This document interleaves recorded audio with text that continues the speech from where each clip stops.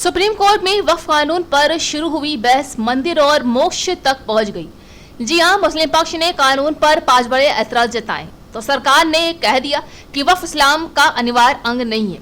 दलील पूरी होने के बाद सुप्रीम कोर्ट ने कानून में अंतरिम रोक लगाने पर फैसला सुरक्षित रख लिया।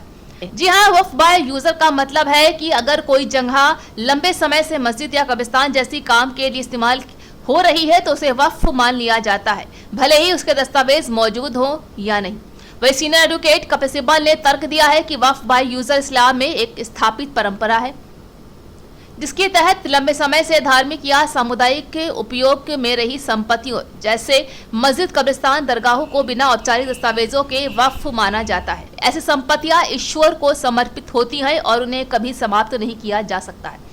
ये प्रावधान हटाना मुसलमानों की धार्मिक आजादी के अधिकार के खिलाफ है। इस संविधान के आर्टिकल 14-25 का उल्लंघन है। कई मस्जिदों और कब्रिस्तान खासकर 13वीं और 14वीं सदी की बिना औपचारिक दस्तावेजों के वक्फ बाय यूजर के तहत संरक्षित है। ये प्रावधान खत्म कर देने से बहुत सी पुरानी वक्फ प्रॉपर्टी अवैध हो जाएगी। वक्फ आखिरत के लिए होता है, इस दलील पर चीफ जस्टिस गवाई ने कहा कि जैसे हिंदुओं में मोक्ष की अवधारणा है। जी हाँ, कोर्ट में मुस्लिम पक्ष की तरफ से दलीलें दी गई हैं कि वक्फ संशोधन कानून वक्फ संपत्ति को हथियाने की कोशिश है।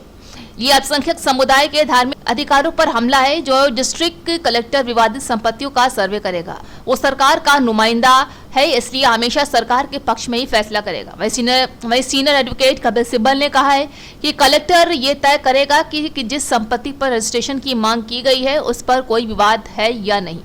बता दें कि केंद्र सरकार की दलील पेश की गई, जहां केंद्र सरकार की तरफ से सॉलिसिटर जनरल तुषार मेहता कहते हैं कि कृपया वक्फ बोर्ड के कामों को देखें, वे पूरी तरह से धर्मनिरपेक्ष हैं। वक्फ परिषद पूरे भारत में काम करती है और राज्य बोर्डों को निर्देश जारी करती है। राज्यों के वक्फ बोर्ड सिर्फ धर्मनिरपेक्ष काम करते हैं जिसमें ऑडिटिंग, लेखा, मुकदमेबाजी और उत्तराधिकारी शामिल है। तुषार मेहता ने कहा है कि वक्फ बोर्ड के 11 सदस्यों में से 2 और वक्फ काउंसिल के 22 सदस्यों में से 4 के गैर मुस्लिम होने को धार्मिक आजादी पर हमला करार नहीं दिया जा सकता है।